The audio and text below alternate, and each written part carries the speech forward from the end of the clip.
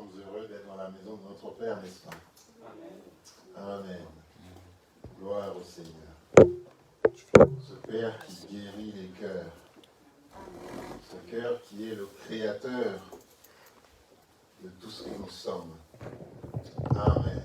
Nous parlons donc, frères et sœurs, du cœur. Nous parlons de servir, de marcher avec Dieu dans l'intégrité de notre cœur. Amen. Et nous avons lu donc notre texte de base dans le livre de Psaume, chapitre 101. Nous lisons au 2e verset. Je prendrai garde à la voie droite. Quand viendras-tu à moi? Je marcherai dans l'intégrité de mon cœur. Amen.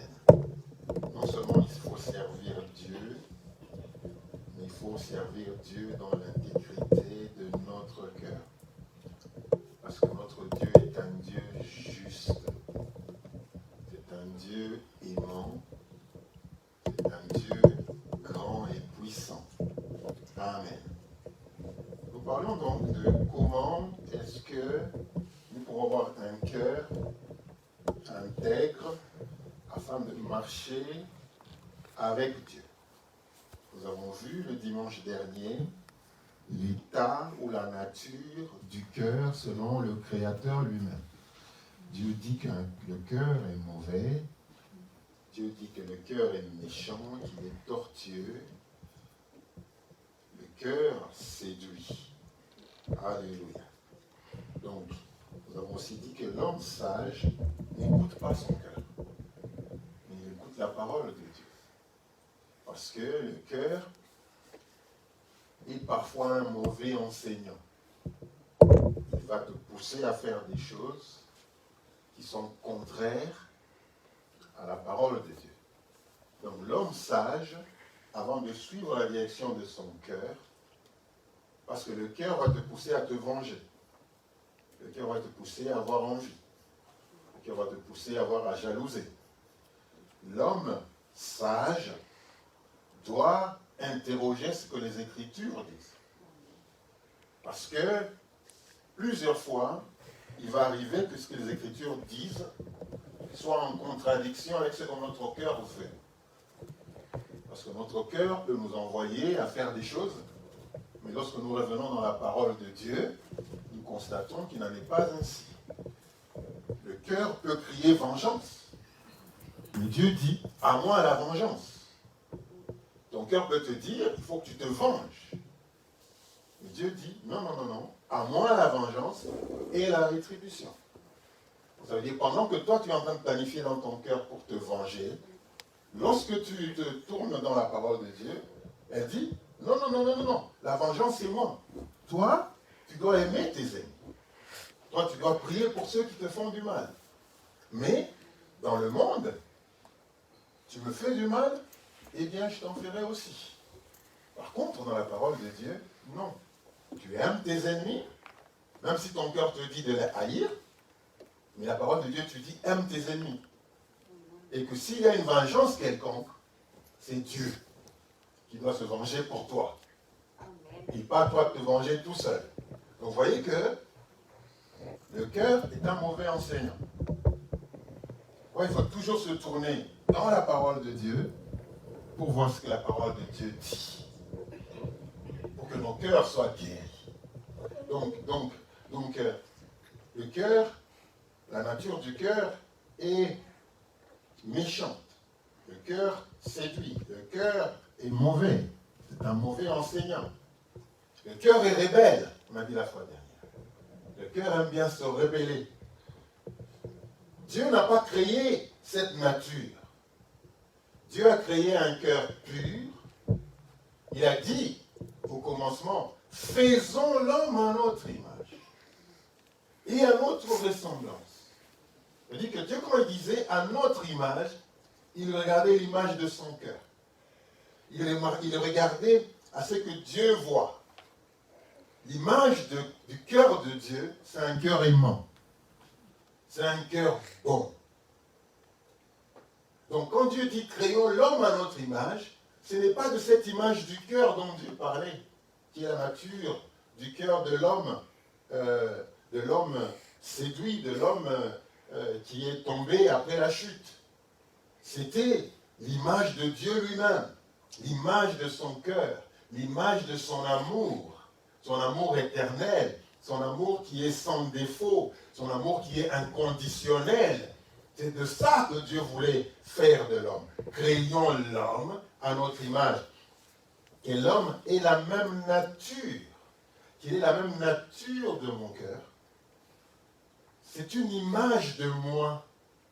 C'est une image de moi. Mon cœur doit être comme son cœur. C'est ça que Dieu voulait créer au début. À l'origine, c'est ça que Dieu a créé. Pourquoi il a dit créons l'homme à notre image. Ce n'est pas ce que le cœur est devenu aujourd'hui. C'était le cœur de l'homme avant la chute. C'est ce cœur-là que Dieu avait créé. C'est cet homme-là qui était l'image de Dieu. Amen. Aujourd'hui, nous voulons parler des maladies du cœur. Il y en a plusieurs. Alors, la plus grande maladie du cœur, après la chute, la plus grande maladie du cœur, après la chute, c'est l'orgueil. C'est l'orgueil. L'orgueil est une maladie spirituelle du cœur. On n'est pas en train de parler des maladies physiques. Parce que dans les maladies physiques du cœur, il y en a plusieurs aussi.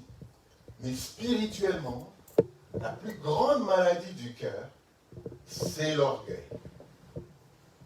Alléluia. C'est l'orgueil. Parce que l'orgueil te rend sourd à la révélation de Dieu. L'orgueil te rend sourd à la révélation de Dieu. L'orgueil te pousse à croire que tu es plus important que les autres. L'orgueil te pousse à croire que tu mérites plus que les autres. L'orgueil te pousse à croire que les qualités qui sont pourtant les qualités que Dieu t'a données, tu penses que ce sont tes qualités à toi. Que tu es meilleur plus que les autres. Que les autres ne peuvent pas avoir droit à ce que toi tu as. Que toi tu es le plus privilégié. L'orgueil te ferme carrément les oreilles à ce que Dieu peut penser de toi. L'orgueil, frères et sœurs, est un poison. L'orgueil te dit que c'est toi qui es le plus intelligent. L'orgueil te dit c'est toi qui es le plus méritant. L'orgueil te dit que comparé aux autres, toi tu es au-dessus. C'est pourquoi Dieu résiste aux orgueils. L'orgueil est une insulte à Dieu. Dieu résiste. Ça veut dire quoi? Quand on dit que quelque chose résiste, ça veut dire que cette chose ne veut pas aller avec toi. Ça te résiste. Il y a des animaux qui sont très têtus. Quand vous prenez par exemple un bouc ou une chèvre, attachée et vous commencez à partir avec, elle ne veut pas aller dans votre direction. Vous avez l'impression qu'elle vous résiste. Elle ne veut pas aller avec vous. Elle dit que vous voulez aller dans cette direction-là. Le bouc ne veut pas. Pourquoi il ne faut pas avoir un esprit de bouc? Quand on parle de quelqu'un qui a un esprit de bouc, c'est qu'il est un rebelle, qu'il est un orgueilleux. Elle dit que, et quand Dieu dit Dieu résiste, c'est exactement la même chose. Il dit que quand tu es orgueilleux, tes prières sont presque une abomination à Dieu. Dieu ne va pas accepter d'aller avec toi. Il va te résister. Il va résister tes désirs. Il va résister ta prière. Tu vas prier, mais Dieu va résister. Pourquoi dire Dieu résiste aux orgueilleux. Frères et sœurs, il résiste aux orgueilleux. Prenons un texte.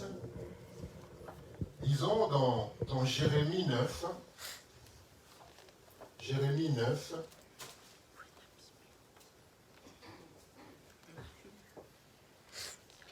Versets 23 à 25.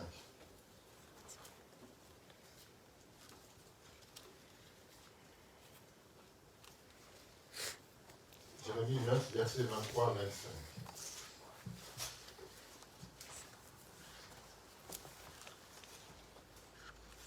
L'orgueil, c'est l'absence de l'humilité. Ainsi parle l'Éternel, que le sage ne se glorifie pas de sa sagesse, que le fort ne se glorifie pas de sa force, que le riche ne se glorifie pas de sa richesse, mais que celui qui veut se glorifie d'avoir de l'intelligence et de me connaître, de savoir que je suis l'Éternel qui exerce la bonté, le droit et la justice sur la terre, car c'est à cela que je prends plaisir, dit l'Éternel. Amen. Amen. Se glorifier, c'est s'enorgueillir.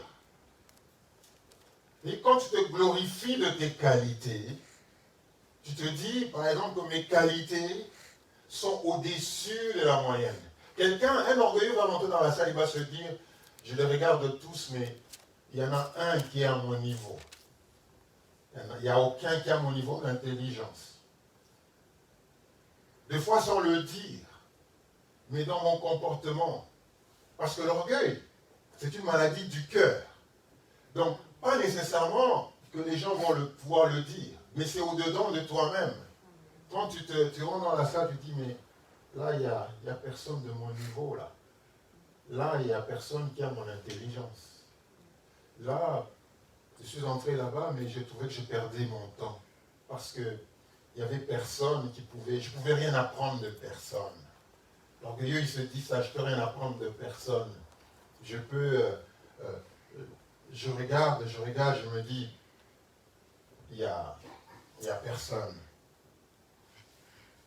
Donc, se glorifier, c'est se croire plus intelligent, se croire plus méritant que les autres, se croire plus compétent que les autres, se croire plus meilleur que les autres. Je suis plus meilleur dans ça. Et ça, c'est un caractère du cœur. C'est une maladie du cœur, en fait. Donc, en fait, tu vas te dire que malgré qu'on est tous de la même famille, malgré qu'on est tous du même pays, malgré qu'on est tous de la même communauté, mais moi j'ai l'impression que Dieu m'a donné plus. Dieu, vous savez, moi, Dieu m'a donné, Dieu m'a donné de l'intelligence. Vous savez, moi, Dieu m'a donné, vous savez, moi, donc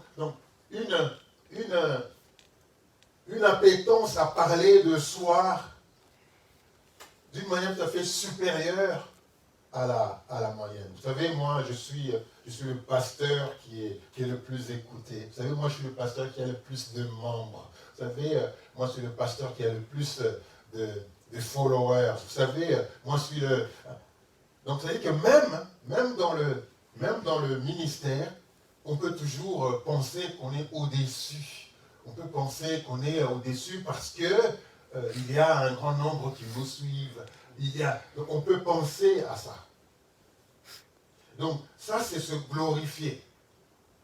Alors je suis en train de parler un peu à l'extrême, mais on peut le voir aussi dans les relations entre les humains, entre les frères, entre les sœurs, entre le mari, entre la femme, c'est des relations qui peuvent toujours...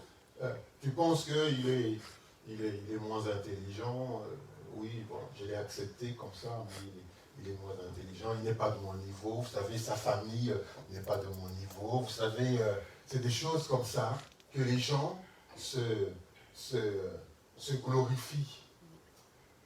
Se glorifient, vous savez, lui vient d'une famille un peu plus pauvre, moi, ma famille et moi, on est plus éduqués. Les gens sont comme ça et ils peuvent se retrouver même dans l'église, dans la famille de Dieu, où des gens peuvent nécessaire. C'est pourquoi Jésus-Christ a amené un petit enfant. Il a amené un petit enfant parce que les disciples se disputaient qui était le plus grand. Parce que même autour de Jésus-Christ, on se disputait qui est le plus grand. Parce que chacun se disait, c'est moi le plus grand. Parce que, écoutez, moi, n'est-ce pas que le Seigneur, il m'amène avec moi à la montagne alors qu'il laisse les autres. Nous trois, il nous prend pour aller à la montagne avec nous, alors que les autres, ils les laissent. C'est qu'on est les plus grands. C'est que Dieu nous a favorisés. C'est que Jésus-Christ nous connaît. Il trouve qu'en nous, il y a mieux que dans les autres. Et donc, mais Seigneur, qui est le plus grand d'entre nous? Qui est le plus grand? Alors il amène un petit enfant et il dit, si vous n'êtes pas comme ce petit enfant, eh bien vous n'entrez pas dans le royaume des cieux. Mais parce que, je dis, l'orgueil te ferme à la révélation. Dieu te résiste. Dieu te résiste. Il va te résister. Et je te dis, si Dieu te résiste, qui peut, parce que Dieu est lourd. Dieu est lourd. Quand il te résiste, tu ne peux pas y arriver. Un homme peut te résister, tu peux le contourner. Un homme peut te résister d'y aller. Et là, je mets de côté, je vais là-bas. Mais quand Dieu te résiste, tu ne peux pas bouger. Tu ne peux pas bouger. Donc se glorifier, c'est s'enorgueillir. Et la parole de Dieu nous dit, ainsi parle l'Éternel, que le sage ne se glorifie pas de sa sagesse. Non mais, on aimerait bien quand on est sage, que tout le monde le sache, que je suis sage, que tout le monde le voie, que je suis sage, que tout le monde l'entende, que je suis sage. Mais la Bible dit que le sage, et puis, c'est l'Éternel qui parle. Ça veut dire que, quand il me dit que l'Éternel parle, que le sage, c'est que Dieu te reconnaît comme sage. Dieu dit, donc, que l'Éternel, et ainsi parle l'Éternel, que le sage, c'est que Dieu te voit aussi comme un sage. Il te voit comme un sage. Mais il te dit que le sage ne se glorifie pas de sa sagesse. Même s'il est sage. Même si moi, l'Éternel, je l'appelle sage. Parce que la Bible dit que la sagesse de ce monde, elle est folie. Ce que nous appelons sages dans ce monde, Dieu les considère comme des fous. Donc que le sage ne se glorifie pas de sa sagesse. On sait qu'il est sage, on sait que tu es sage, mais cela ne te permet pas de te glorifier de cette sagesse-là. Se glorifier, ça veut dire que tout le monde l'entende, que tout le monde le sache, que tout le monde le voit, que moi je suis sage, que le monde sache que je suis sage. Je dis que je suis sage, mais je voudrais aussi que le monde le sache.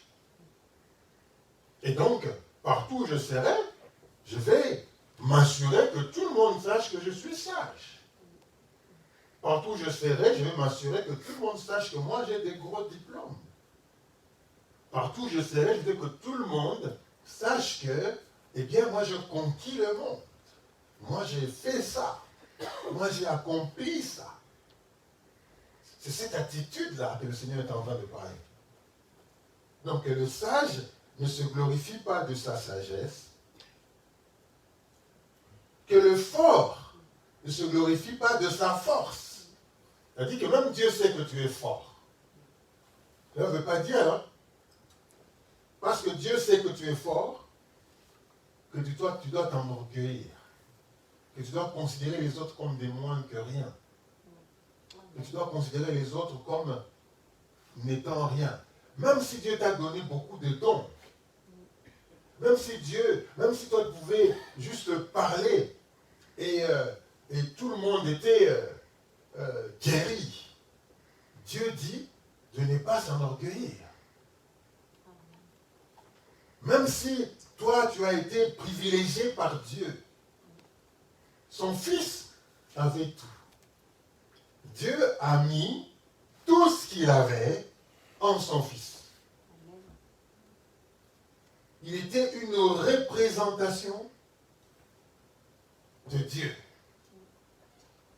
Et il dit que c'était l'empreinte de sa personne. Et que Dieu a pris tout ce qu'il avait, il l'a déposé en son Fils. Et on n'a pas vu ce Fils être orgueilleux.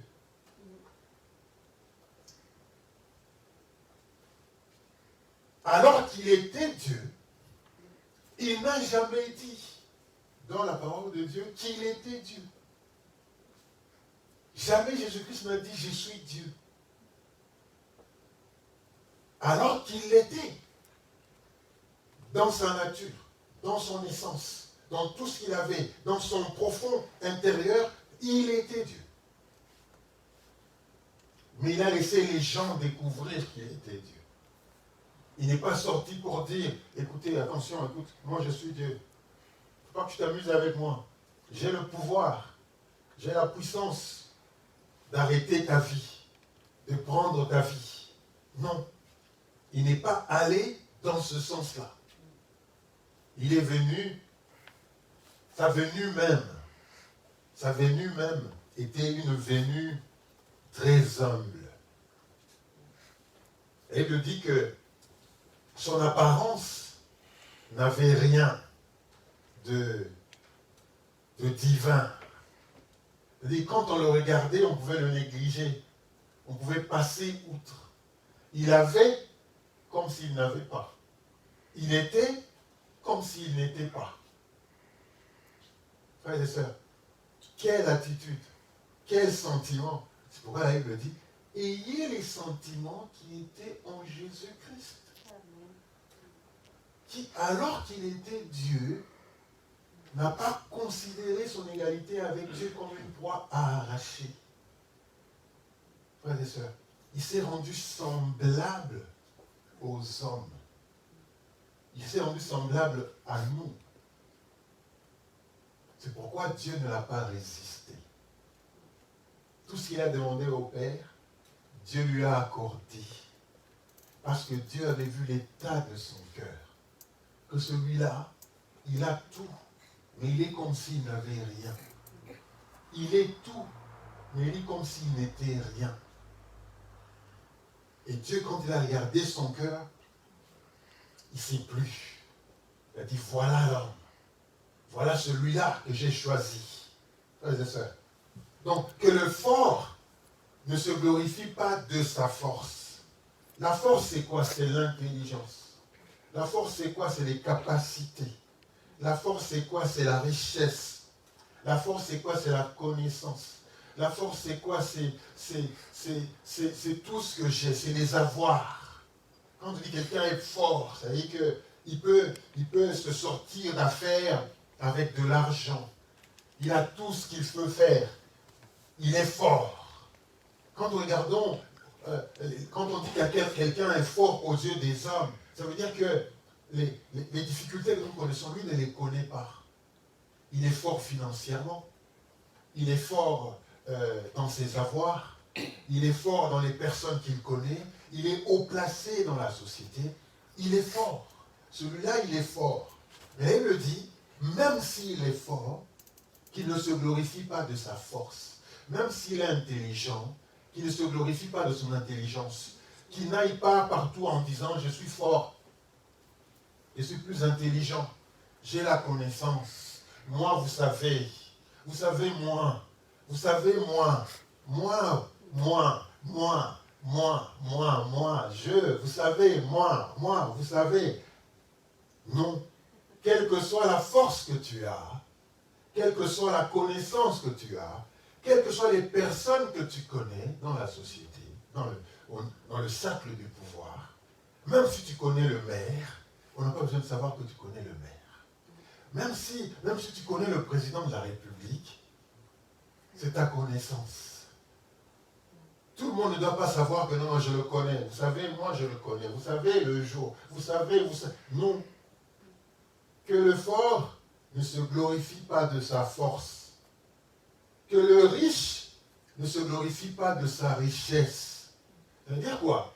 Ça veut dire que, étant riche, on peut vivre comme si on n'était pas riche.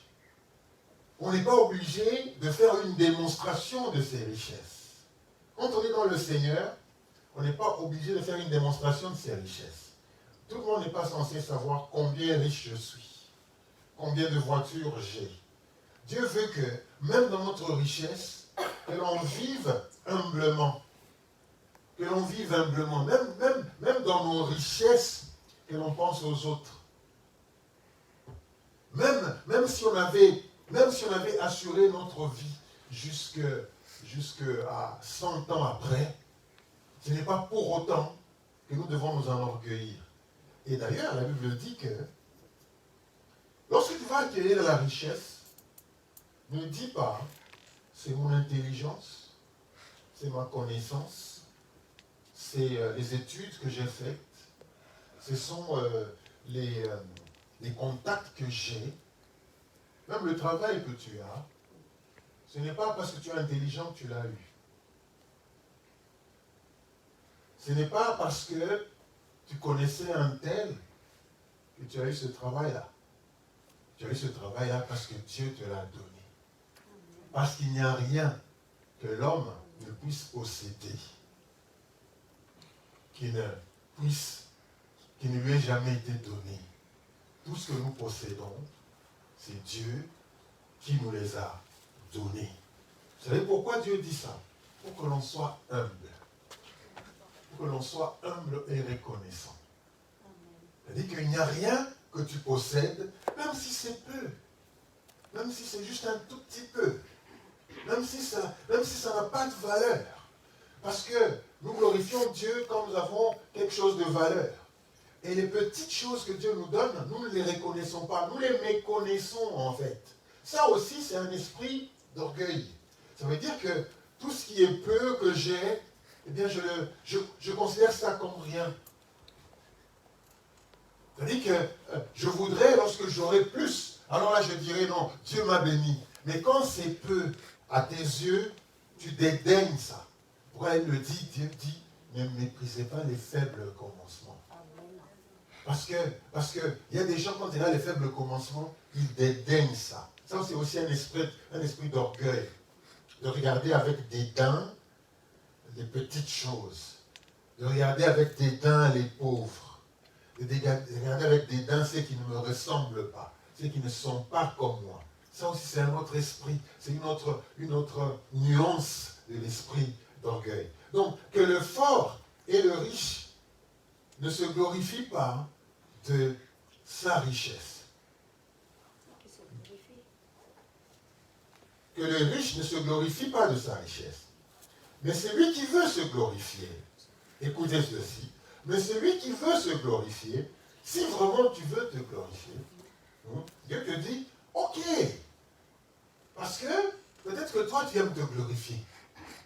Peut-être que toi tu aimes te glorifier. Tu veux satisfaire ton cœur en te glorifiant. Il dit, ok, je ne vais pas t'arrêter. Mais si tu veux te glorifier, je t'autorise.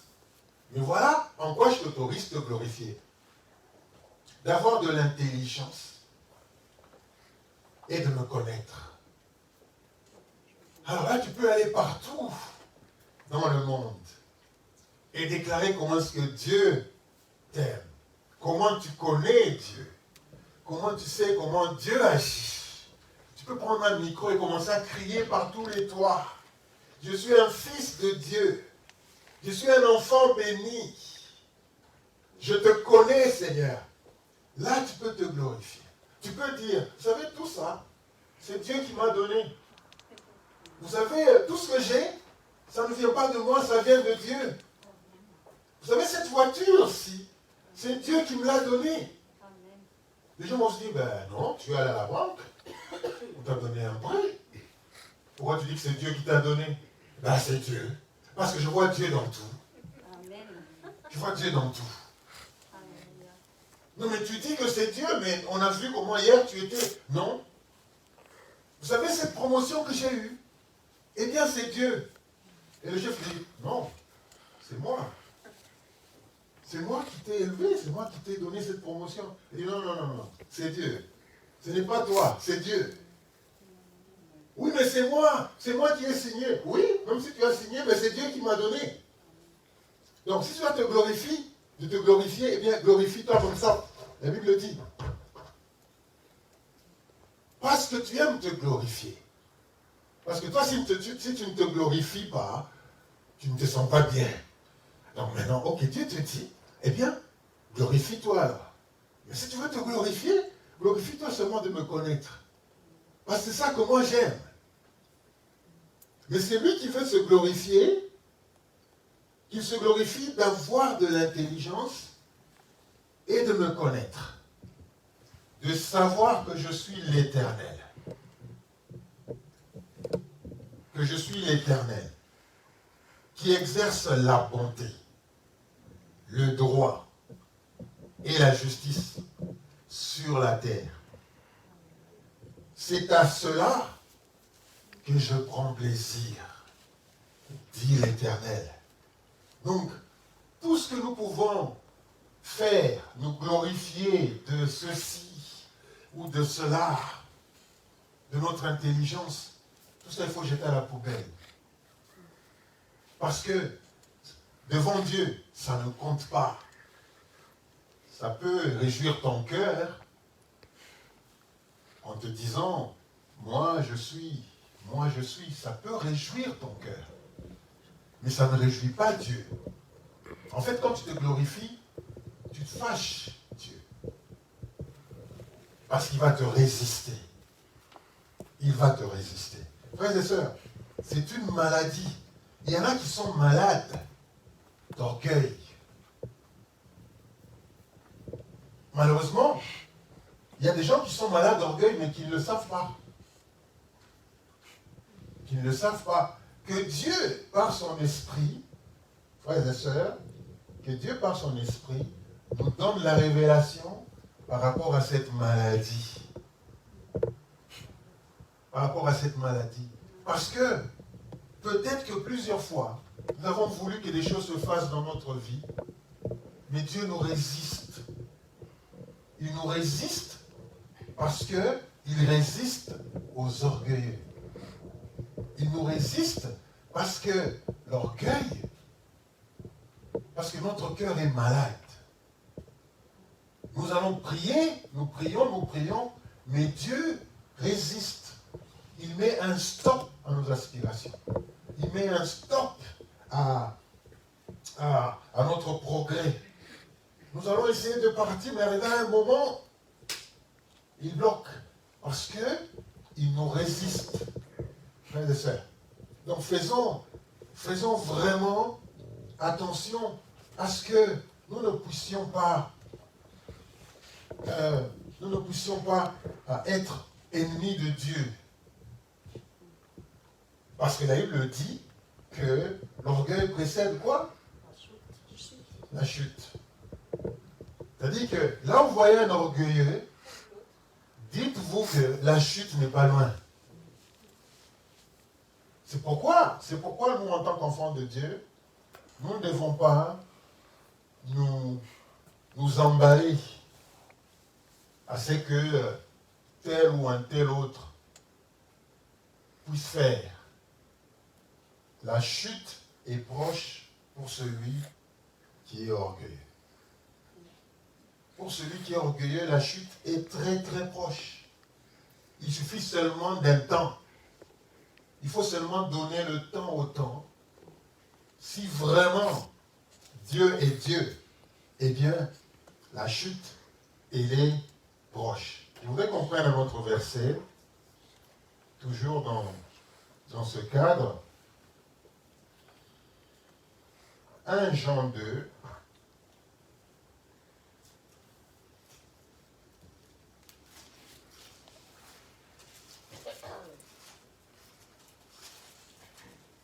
Jean 2, versets 16 à 17.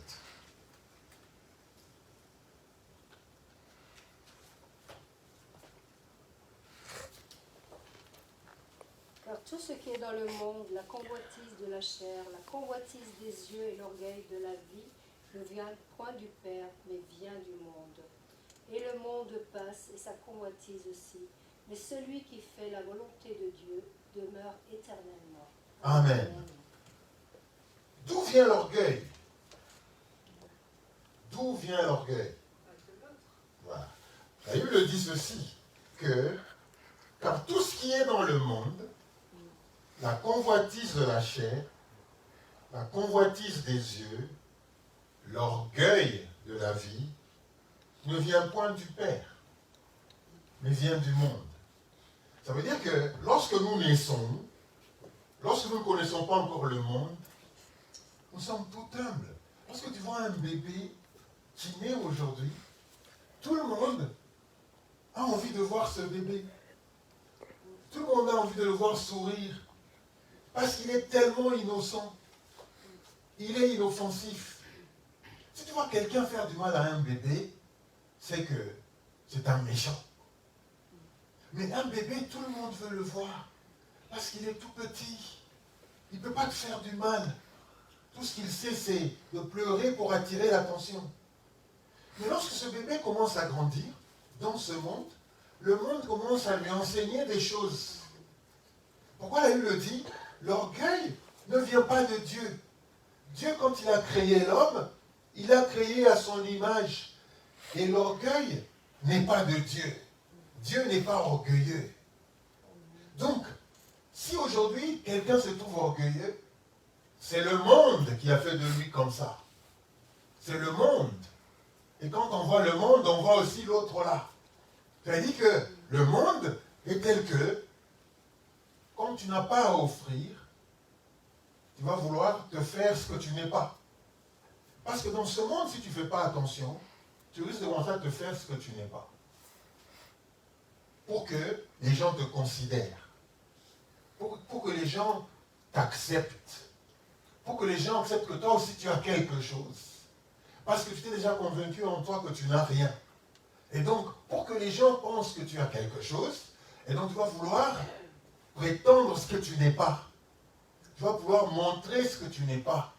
Mais une fois rentré chez soi, la réalité revient. Donc, il faut qu'on résiste cette tentation de vouloir montrer ce que l'on n'est pas. C'est une tentation que l'ennemi voudrait faire. Jésus-Christ, 40 jours de jeûne et de prière, et l'ennemi vient pour lui dire, en fait, ce que l'ennemi voulait, c'était pour que Jésus-Christ puisse s'enorgueillir, qu'il puisse montrer qu'il est le Dieu. Mais si tu es le Fils de Dieu, montre ça. Si tu es le Fils de Dieu, montre ça. Pas qu'il ne pouvait pas le montrer, pas qu'il ne l'était pas, mais Jésus-Christ n'a pas voulu montrer qu'il était le Fils de Dieu. Il n'a pas voulu que nécessairement par des actions que je montre que je suis enfant de Dieu. Et donc l'ennemi a voulu l'amener à là. Et c'est la même manière que l'ennemi nous approche en voulant nous dire, écoute, là où tu vas, tout le monde est comme ça. Tout le monde, là-bas, tu sais, il y a des intellectuels, là-bas, il y a ceci. Et donc, si toi, tu viens là, tu peux pas aller te présenter. Là-bas, tout le monde va se présenter. Tu sais, moi, j'ai fait. Alors, tu seras tenté à grossir ce que tu as fait. Tu seras tenté à grossir ton CV pour que tout le monde sache que toi aussi, tu as un mot à dire. Toi aussi, tu as droit au chapitre. Toi aussi, tu as droit à une part de gâteau. Et cette tentation-là, nous l'avons tous. Nous l'avons tous, frères et sœurs, lorsque nous arrivons dans un milieu auquel nous ne sommes pas, que nous ne connaissons pas, ou un milieu qui est nouveau pour nous. Si nous ne faisons pas attention, nous allons pouvoir chercher à pouvoir nous enorgueillir, de gonfler un peu ce que nous avons, de gonfler un peu le nombre des membres de l'Église. Hein? Combien de membres dans l'Église? Une centaine, alors que ce n'est pas une centaine. Mais plusieurs églises, alors que ce n'est pas plusieurs. Tout ça pourquoi? Parce que on veut que le monde nous donne de l'importance. L'orgueilleux veut que le monde lui donne de l'importance. Il veut que les hommes reconnaissent ce qu'il est, à sa juste valeur. Qu'il soit considéré comme il est. Mais Jésus-Christ a dit, lorsque tu viens à une fête, par exemple, ne va pas te mettre au devant.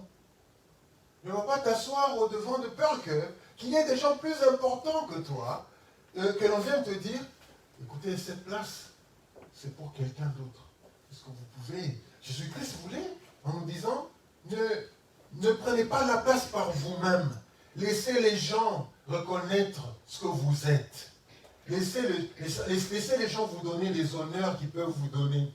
Par contre, vous-même, même si vous avez des honneurs, eh bien, ne les montrez pas. Même si vous avez de la connaissance, non. Allez, mettez-vous derrière, de telle sorte que, lorsque le maître de la fête viendra, qu'il dise, oh non, toi, c'est pas là, toi viens t'asseoir ici. Donc, que l'on ne s'élève pas soi-même, mais que les gens plutôt nous élèvent. Que ça ne vienne pas de nous-mêmes, de chercher nécessairement à recevoir les honneurs, à recevoir. Non, il faut que les gens eux-mêmes disent, non, cet homme-là, c'est vraiment un homme de Dieu. Cette sœur-là, c'est vraiment une servante de Dieu. Ce n'est pas en faisant beaucoup de publicité. Aujourd'hui, on veut faire beaucoup de la publicité pour que les gens nous connaissent. Jésus-Christ n'en avait pas fait. Jésus-Christ n'en avait pas fait. Les gens ont regardé Jésus-Christ et ils ont reconnu en lui qu'il était le Fils de Dieu. Aujourd'hui, on veut faire du pharisianisme. Parce que les pharisiens aussi voulaient que les gens voient. Ils voulaient que les gens voient qu'ils brillent. Ils voulaient que les gens voient qu'ils connaissent la parole de Dieu. Ils voulaient s'attirer l'attention des gens. Dieu ne veut pas que l'on soit comme ça. C'est une maladie du cœur. Dieu a résisté aux pharisiens. Il résiste aux orgueilleux. Donc ça ne vient pas de Dieu. Ça vient du monde. Donc si il y a cette semence d'orgueil dans notre cœur, disons que, et reconnaissons que ça ne vient pas de Dieu. Ça vient du monde. Et c'est une maladie.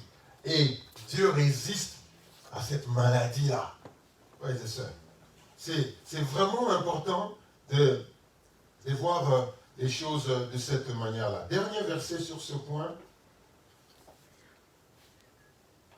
Nous allons lire 2 Timothée 3, versets 1 à 5.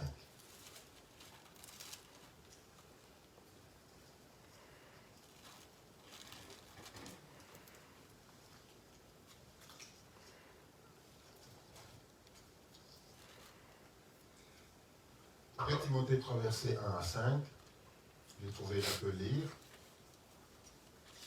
Et il dit ceci, sache que dans les derniers jours, il y aura des temps difficiles.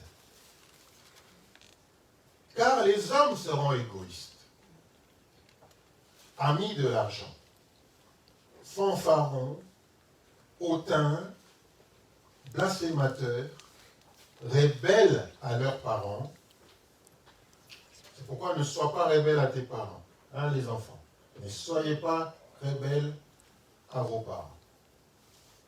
Dans les derniers jours, il dit, les hommes seront égoïstes, amis de l'argent, fanfarons, hautains, blasphémateurs, rebelles à leurs parents, même si tu es âgé. Même si tu as 45 ans, même si tu as 50 ans, et que tu as des parents, cela ne te donne pas le pouvoir d'être rebelle.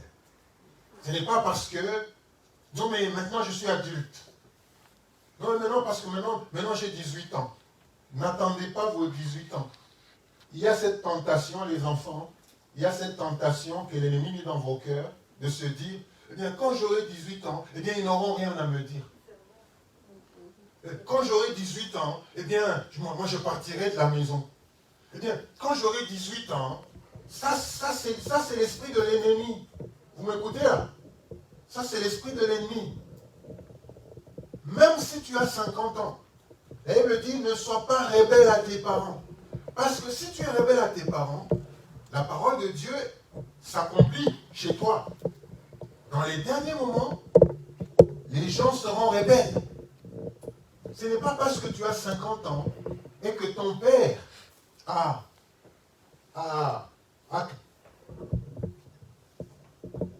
Jean peut avoir 84 ans.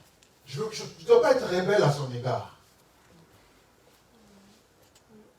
Ce n'est pas parce que je suis pasteur. C'est-à-dire que si je lui dis une chose, je lui dois du respect. Je lui dois du respect. Et ce qu'il dit, j'écoute. J'écoute pourquoi? Parce qu'il a vécu plus que moi. Il a vu plus que moi. Je lui pose des questions. Est-ce que tu as connu la Deuxième Guerre mondiale? Oui, comment ça s'était passé? J'essaie d'écouter. Lui, il a vécu avant moi. Je peux être spirituellement mature, mais par rapport aux années, il est mon aîné. Il est peut-être même mon père. Il a l'âge de mon père. Donc, ce n'est pas parce que maintenant j'ai 45 ans, maintenant je peux être rebelle. Non, mais 18 ans, dans 2 ans j'aurai 18 ans, et donc ils sont en train de m'embêter parce que je suis encore mineur. Quand j'aurai 18 ans, eh bien, je vais partir de la maison. Attention avec cet esprit-là, les enfants. Attention avec cet esprit-là. La Bible dit, tu honoreras ton père et ta mère, afin que tu vives longtemps. Honorer son père et sa mère, c'est la recette pour vivre longtemps. C'est la recette pour vivre longtemps. Si tu n'honores pas ton père et ta mère, tu ne vivras pas longtemps, en d'autres termes. Tu ne veux pas écourter ta vie. Tu ne veux pas écourter ta vie. Donc, dans les derniers moments, tu dois essayer de dire, tu sais, même à 18 ans, moi je serai toujours humble devant mes parents. Même à 18 ans. Même quand le pays, la loi du pays me donne, ça aussi, c'est une nuance de l'orgueil. Même quand la loi du pays me donne le pouvoir, mais moi devant mes parents, je ne veux pas l'utiliser. Parce que qu'est-ce que la loi du pays? C'est des gens qui ne connaissent pas Dieu, qui sont mis ensemble, qui ont écrit des choses, et puis après voilà. Aujourd'hui, on donne trop de pouvoir aux enfants. On ne peut presque rien faire sur les enfants. On ne peut même pas parler. Parce qu'on ne peut même pas les corriger. Parce que quand on le fait, on dit qu'on est en train de les harceler. Alors que la Bible nous dit qu'il faut corriger les enfants. Quand tu corriges un enfant, tu l'aimes. Ça, c'est ce que la parole de Dieu dit. C'est pourquoi je vous dis, le cœur est un mauvais conseiller. Si ton cœur est en train de te dire, oh, quand j'aurai 18 ans, ils te verront. Il est en train de mal te conseiller, ton cœur. Lis la parole de Dieu et tu vas écouter. Je veux me casser, je vais partir, moi. Je vais partir lorsque j'aurai 18 ans. Ton cœur est en train de te tromper. Ton cœur est en train de te tromper. Honore tes parents. Honore tes parents et tu vivras longtemps. Aime-les et tu vivras longtemps. Tu vivras longtemps. Donc, ces hommes seront égoïstes, amis de l'argent, fanfarons, hautains, blasphémateurs, rebelles à leurs parents, ingrats, irréligieux, insensibles, déloyaux, calomniateurs, intempérants, cruels, ennemis des gens de bien, traîtres, emportés, enflés d'orgueil. Moi, aimant le plaisir plus que Dieu. Dieu veut qu'on l'aime lui plus que le plaisir. Mais il y a des gens qui aiment le plaisir plus que Dieu. Un peu de Dieu, plus de plaisir. Un peu de Dieu, plus de plaisir. Dieu savait toutes ces choses. Ayant l'apparence de la piété, mais régnant ce qui en fait la force. J'ai souligné ça dans ma Bible. Et il continue en disant, éloigne-toi de ces hommes-là. Il dit que si tu vois quelqu'un qui est orgueilleux, éloigne-toi de lui.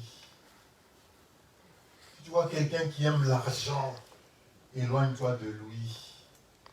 Si tu vois quelqu'un qui est calomniateur, chaque fois qu'il vient chez toi, est-ce que tu sais, la parole a dit ça, ça, ça, ça.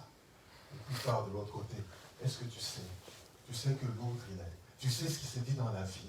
Dans la ville, on dit ça, ça, ça. Tu sais. Non. Non. Pas chez moi, ça. Ça, pas chez moi. Va raconter ça ailleurs. Éloigne-toi de ces hommes-là. Amen. Éloigne-toi très très loin. Va très loin. Que ces gens-là ne soient pas près de toi. Et d'ailleurs, quand nous lisons ce texte-ci, quand nous revenons dans Psaume 101, qui est le texte de base, elle dit la même chose. La même chose. Je prendrai garde à la voie droite. Quand viendras-tu à moi? Psaume 101. Je marcherai dans l'intégralité de mon cœur au milieu de ma maison. Je ne mettrai rien de mauvais devant mes yeux.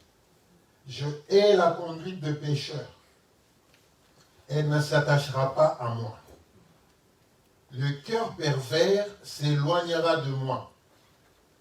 Je ne veux pas connaître le méchant. Quand quelqu'un est méchant, je ne le veux pas dans ma maison. Ce n'est pas que non, on ne s'aime pas les uns les autres. Non. Quand je trouve que ton caractère, il n'est pas en rapport avec la parole de Dieu, je veux que tu sois loin de moi. C'est pourquoi Jésus-Christ est venu. Qu'il est venu créer la division. Jésus-Christ est venu créer la division. Il est venu créer la séparation. Ce n'est pas pour que, allez, c'est la foire ici, tout le monde venez, c'est la foire, allez, venez tous. Non. C'est lui qui n'est pas, selon la parole de Dieu, il n'est pas mon ami. Il doit être loin de moi. Ce n'est pas la foire. C'est lui qui calomnie en secret son prochain, je le réduirai au silence. Quand je vois quelqu'un qui tout le temps calomnie, non. C'est pas un bon caractère. Il faut arrêter ça. Il ne reviendra plus. Il ne reviendra plus. Parce que quand vous donnez votre oreille, il vient aujourd'hui, il dit des choses. Ah, ok. Demain, il vient. Dites-lui, non. Ici, pas chez moi. Non, chez moi, ce n'est pas comme ça. Ça ne doit pas se passer comme ça. Donc, si tu veux continuer à venir chez moi, il faut arrêter ça. Je ne veux pas entendre ça. Sinon, ne viens pas chez moi. On est clair. Quand tu fais comme ça, tu fais ce que la parole de Dieu dit. Mais le monde va pouvoir te condamner. Oh, il n'aime pas les gens chez lui. Écoute, pour qui il se prend celui-là? Pour qui elle se prend? Il pense que lui, il est connu de Dieu. Non. Nous sommes là pour écouter la parole de Dieu, pour la mettre en pratique. Amen. De telles attitudes, pas chez moi. S'il te plaît, moi, non, pas ça. Amen. C'est lui qui a des regards hautains et un cœur enflé, je ne le supporterai pas. Je ne le supporterai pas. Même s'il est membre de ma famille. Même s'il est mon frère de sang. Amen. Même s'il est mon frère de sang. On est venu dire à Jésus-Christ, ta mère et tes frères sont dehors.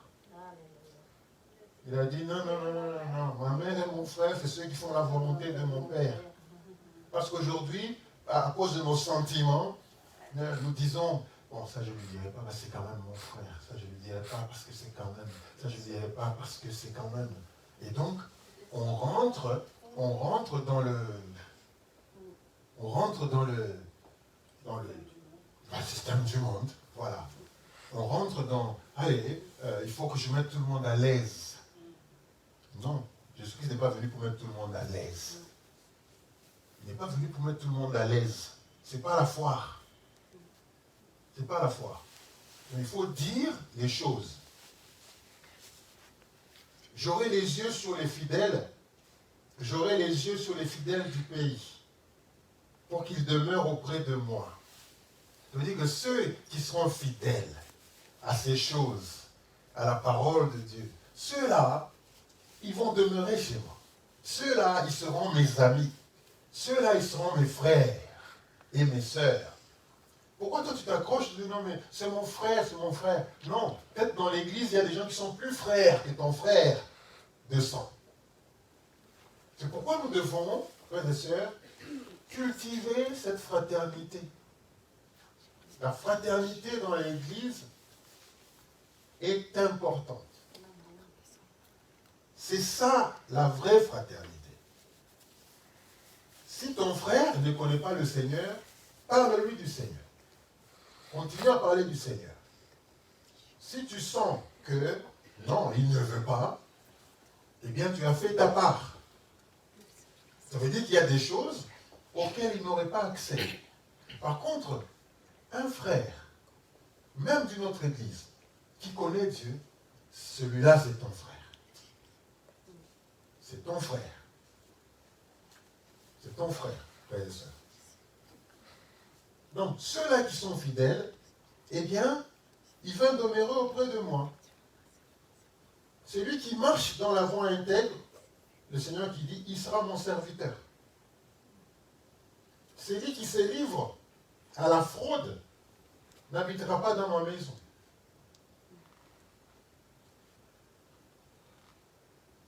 Celui qui se livre à la fraude n'habitera pas dans ma maison. Celui qui dit des mensonges ne subsistera pas en ma présence. Donc il faut le nettoyer. Il faut nettoyer notre environnement. Si tu ne veux pas être comme eux, si tu ne veux pas subir le châtiment qui leur incombe, eh bien que ces gens-là ne subsistent pas chez toi.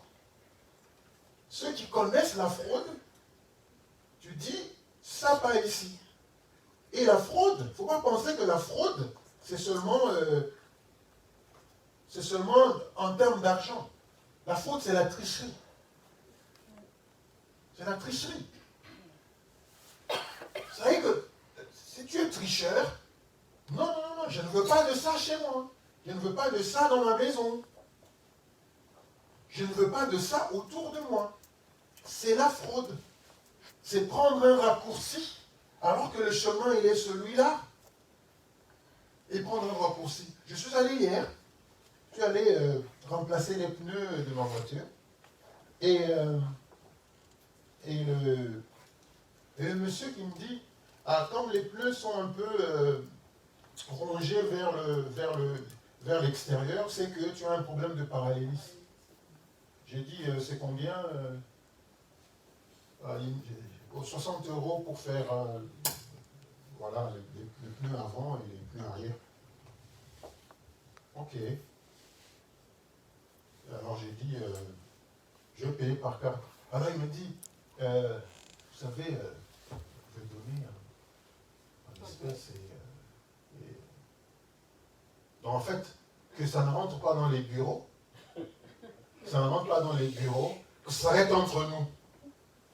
C'est-à-dire que pendant que dans le bureau, on est en train on pense que j'ai payé pour remplacer les pneus, lui, il peut me faire le parallélisme, et que, au lieu de payer au bureau par la carte ce que l'on paye, on peut s'arranger pour que moi je lui donne un peu d'argent comme ça, il me fait ça en dehors du bureau.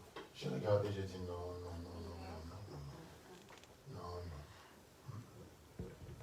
Ça va avec moi. Non. Parce que des choses comme ça, c'est la fraude. C'est la fraude. Et donc, si la parole nous dit que de telles personnes ne soient pas dans nos maisons, eh bien, toi tu vas faire ça. Ah, ok, c'est bon, donc tu peux me faire ça. D'accord, je te donnerai. Non, s'il faut passer au bureau, on passe au bureau. On paye tout là-bas. Donc, on peut être tenté, en tant qu'enfant de Dieu, on peut être tenté par des choses comme ça. Il dit non, c'était cher, mais j'ai trouvé un autre moyen pour le faire. Il y a quelqu'un qui m'a fait ça. Est-ce que le moyen, il était intègre ou pas? Donc c'est ça. Je marcherai dans l'intégrité de mon cœur. C'est-à-dire que dans mes voies, dans ma manière de faire les choses, je dois m'assurer que ce que je fais, les voies que je prends, les moyens que j'utilise, est-ce que c'est des moyens qui sont intègres? Je ne peux pas faire ça en semaine et arriver à l'église dimanche, j'ai les mains en haut comme ça, en train de dire, oh, gloire au Seigneur, oh, Dieu de gloire. Non, il faut marcher dans l'intégrité de cœur. Et donc, celui qui se livre à la fraude n'habitera pas dans ma maison. Il ne faut pas qu'il y ait de tricherie. On ne doit pas accepter ça. On doit s'assurer que non, on joue selon la voie droite. Celui qui dit des mensonges ne subsistera pas en ma présence. On ne peut pas accepter que des mensonges puissent venir à gauche et à droite dans nos maisons, et même dans la bouche des gens qui habitent chez nous, dans la bouche de nos enfants, de nos frères, de nos sœurs. Il ne doit pas y avoir de mensonges dans nos bouches. D'ailleurs, la Bible dit que ceux qui font des mensonges n'hériteront pas le royaume des cieux. Ceux qui disent des mensonges. Chaque matin, on va terminer par là, je réduirai au silence tous les méchants du pays, afin d'exterminer de la ville de l'Éternel tous ceux qui commettent l'iniquité. Donc, nous allons faire un nettoyage autour de nous, dans nos vies. Nous devons faire un nettoyage. Celui qui n'est pas de Dieu et que on voit qu'il exagère ou il excelle, moins. Je le fréquentais, maintenant je ne le fréquente plus. Je le fréquentais, maintenant je ne le fréquente plus. Pourquoi? Non, parce que je vois que ses voies ne sont pas droites. Si je commence à aller avec, ce n'est pas pour autant que je n'ai pas lui parler. Je veux dire bonjour, mais de fréquenter, faire le copinage, passer du temps ensemble, non. Parce que passer du temps avec toi, tu risques de me corrompre. La Bible dit que les mauvaises compagnies font quoi? Corrompent les mœurs. Corrompent les mœurs.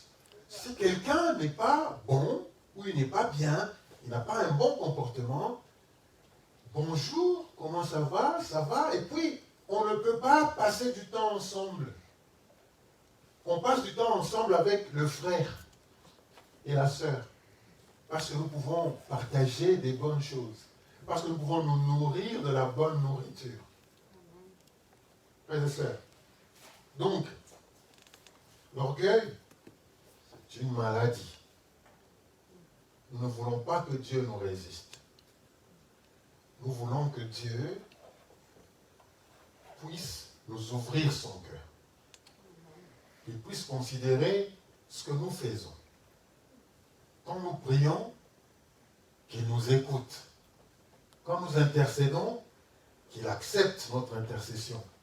Quand nous déclarons des paroles, qu'il soit derrière la parole de ses serviteurs pour l'accomplir. Et Dieu ne peut faire ça que s'il ne nous résiste pas. Je dis, mais c'est la parole de Dieu que j'ai déclarée.